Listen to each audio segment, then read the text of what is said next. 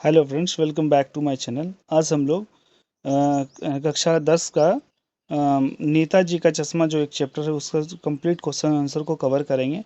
तो इस वीडियो में हम पूरे क्वेश्चन को कवर करेंगे और बिल्कुल अपनी भाषा में लिखा हुआ आंसर को हम लोग बिल्कुल रिपीट करेंगे ताकि आपको पढ़ते पढ़ते या फिर इस वीडियो को देखते देखते सारा क्वेश्चन आंसर याद हो जाए। ठीक है, तो चलिए पहला क्वेश्चन हम लोग स्टार्ट करते हैं। हमारे पास पहला क्वेश्चन क्या है, कहता है सेना सेनानी ना होते हुए भी चश्मे वाले को लोग कैप्टन क्यों कहते थे। आप लोगों ने ये चैप्टर जरूर पढ़ा होगा और काफ़ी अच्छी कहानी है। आप इसको एक बार नहीं पढ़े तो एक बार पढ़ लीजिएगा। अगर आप कहानी पढ़ लेते हैं तो ये क्वेश्चन सर और आसानी से याद हो जाएगा। ठीक है, कहता है सेनानी ना होते हुए भी चश्मे वाले को लोग कैप्टन क्यों कहते हैं। वो सेनानी तो थे नहीं, लेकिन वो चश्मा वाला जो था उसको कैप्टन इसलिए कहा जाता था क्योंकि उसमें नेताजी के प्रति अगाध लगाव और श्रद्धा थी। अगाध मतलब बहुत सारा लगाव था। नेताजी का चश्मा एक चौराहे पे जो नेताजी की मूर्ति लगी हुई थी उसी पे बेस्ड है। ठीक है, कहता है अगाध लगाव और श्रद्धा थी। वह शहीदों और देशभक्तों के प्रति सम्मान रखता था और नेताजी की मूर्ति को बिना चश्मे देखकर बहुत दुखी होता था। उसकी देशभक्ति और नेताजी के प्रति सम्मान के कारण लोग उसे कैप्टन कहकर बुलाते थे। लोग उसे कैप्टन कहकर बुलाते थे। समझ में आ गया? मतलब लोग उसे कैप्टन इसीलिए कहते थे कि नेताजी के प्रति उनका बहुत ही लगाव था। चश्मा, अगर मूर्ति पे चश्मा नहीं लगा हुआ रहता था तो उन्हें बहुत दुख होता था।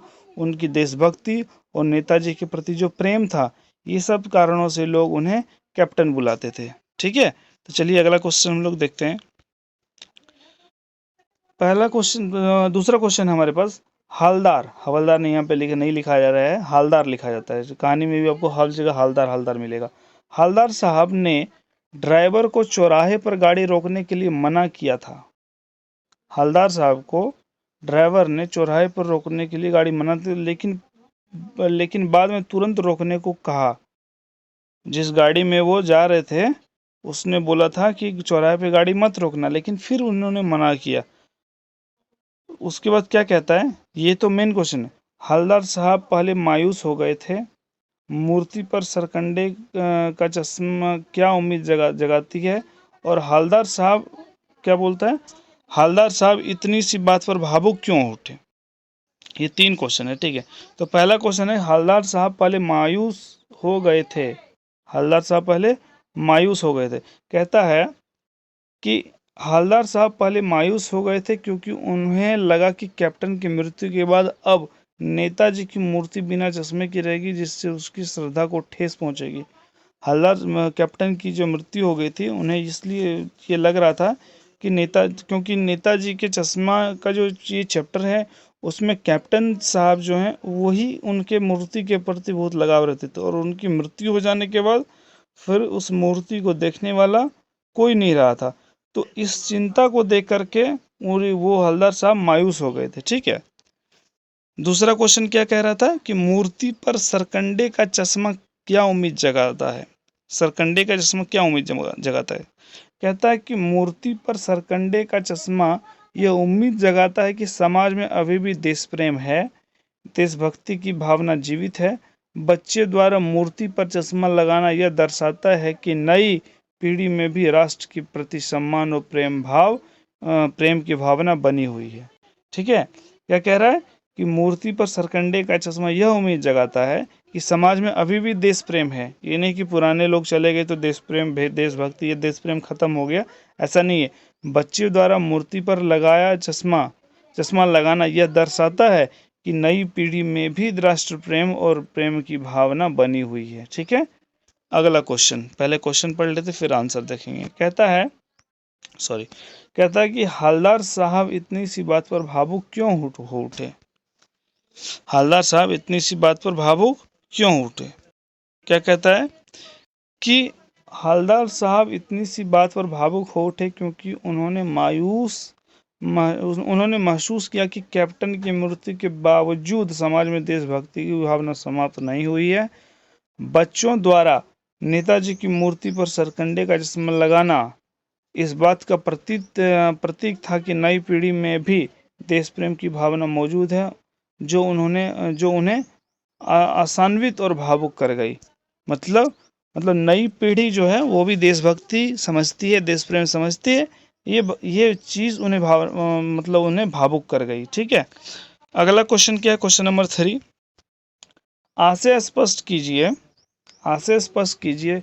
बार बार सोचते क्या होगा उस कौम का जो देश अपने देश की खातिर घर गृहस्थी जवानी जिंदगी सब कुछ होम देने वाला पर भी हंसती है, उन्हें अपने बिकने की मौके ढूंढती है। क्या कह रहा है इस कथन में? क्या कहता है इस कथन में? लेखक उस समाज की चिंता व्यक्त कर रहे हैं जो देश के लिए अपना सब कुछ त्याग देने वाले व्यक्ति का उपहास करता है। मतलब लेखक जो है उस व्यक्ति के प्रति अपना संवेदना जाहिर कर रही कि जो व्यक्ति देश के लिए, जैसे भगत सिंह हो गए और भी ऐसे जितने भी स्वतंत्रता सेनानी, मतलब अपने देश के लिए अपना जवानी जिंदगी घर परिवार मोह लोभ लालच सब कुछ त्याग दिया, उन पर भी आजकल के समाज हंसते हैं कि देश के लिए उन्होंने कितना कुछ त्याग दिया। लेकिन कहता है कि और स्वार्थ के लिए अवसरों की तलाश में रहता है। यह दर्शाता है कि ऐसे समाज का भविष्य अंधकारमय हो सकता है और अपने स्वार्थ के लिए जो जो देश से गद्दारी करता है या फिर देश को हानि पहुंचाता है, जो ठेस पहुंचाता है, उससे क्या होता है समाज को और देश दोनों अंधकारमय हो सकता है। जहाँ बलिदान की भावना सम्मानित नहीं किया जाता है, जहाँ बलिदान की भावना सम्मानित नहीं किया जाता है और लोग अपने स्वार्थ के लिए नैतिक मूल्यों की उपेक्षा करते हैं। ठीक है ना। अगला क्वेश्चन क्या है? पाने वाले का रेखा चित्र नेताजी का चश्मा पाठ के आधार पर प्रस्तुत कीजिए। क्या कहता है? पान वाले का रेखा चित्र, जो पान वाला था व्यक्ति, नेताजी का चश्मा के पाठ पर आधार पर प्रस्तुत कीजिए। आंसर क्या कहता है कि पान वाला एक मोटा खुशमिजाज और हंसमुख व्यक्ति है। पान वाला एक मोटा खुशमिजाज और हंसमुख व्यक्ति है। वह बात बात पर हंसता है, उससे उसकी तोंद हिलती है, उसके दांत पान खाने से लाल और काले हो गए हैं। वह हमेशा पान चबाता रहता है और कस्बे की सभी घटनाओं की जानकारी रखता है। हवलदार साहब उससे पान खाते हुए विभिन्न घटनाओं की जानकारी प्राप्त करते हैं। वह कैप्टन के प्रति व्यंग्यात्मक रवैया अपनाता है और उसे पागल कहकर बुलाता है, जो उसकी संवेदनशीलता को दर्शाता है। ठीक है ना। समझ में आ गया? ये क्वेश्चन का आप या तो स्क्रीनशॉट लेते रहिएगा या फिर हम इसका पीडीएफ डाल देंगे। ठीक है, आप उसे डाउनलोड करके लिख लीजिएगा। फिर कहता है सबसे इम्पोर्टेंट क्वेश्चन, ये एग्जाम में जरूर आता है। कहता है वह लंगड़ा क्या जाएगा फौज में, पागल है पागल। कैप्टन के प्रति पान वाले की इस टिप्पणी पर अपनी प्रतिक्रिया लिखिए।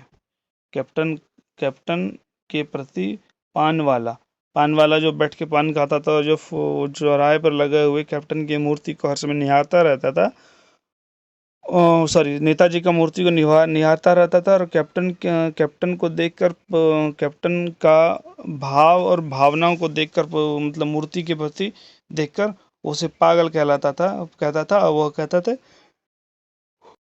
सॉरी वो लंगड़ा क्या जाएगा फौज में, पागल है पागल। कैप्टन की इस प्रति पान वाले की इस टिप्पणी पर अपनी प्रतिक्रिया लिखी। क्या कहता है? पान वाले की यह टिप्पणी अत्यंत अनुचित और असंवेदनशील है। शारीरिक अक्षमता के बावजूद कैप्टन की देशभक्ति और नेताजी के प्रति सम्मान प्रशंसनीय है। किसी भी शारीरिक कमी के आधार पर उसका उपहास करना गलत है। कैप्टन का कार्य दर्शाता है कि सच्ची देशभक्ति के लिए शारीरिक क्षमता नहीं बल्कि मन की भावना महत्वपूर्ण होती है। पान वाले को कैप्टन के प्रति सम्मानजनक रवैया अपनाना चाहिए था। समझ में आ गया? उसे वो लंगड़ा है फिर भी कैप्टन का देशभक्ति और नेताजी के प्रति सम्मान कम नहीं हुआ है, प्रशंसनीय है। किसी की शरीर की कमी के आधार पर उसका उपहास करना, उसका मजाक उड़ाना ये गलत बात है। कैप्टन का कार्य यह दर्शाता है कि सच्ची देशभक्ति के लिए शारीरिक क्षमता नहीं चाहिए अगर मन मजबूत है, बल्कि मन की भावना महत्वपूर्ण है। पान वाले को कैप्टन के प्रति सम्मानजनक रवैया अपनाना जाना चाहिए था, लेकिन उन्होंने ऐसा नहीं किया, उन्होंने इसकी मजाक उड़ा दी। ठीक है, तो ये 5 क्वेश्चन था। पांचों क्वेश्चन काफ़ी इजी और हम बिल्कुल अपनी भाषा में इसको डाले हैं। आप इसको समझ के बूझ के आप इसको स्टोरी एक बार जरूर पढ़ लीजिएगा, ताकि पूरा कहानी आपको समझ में आ जाएगा। ठीक है, ठीक है, मिलते हैं फिर से नेक्स्ट वीडियो में, तब तक के लिए धन्यवाद।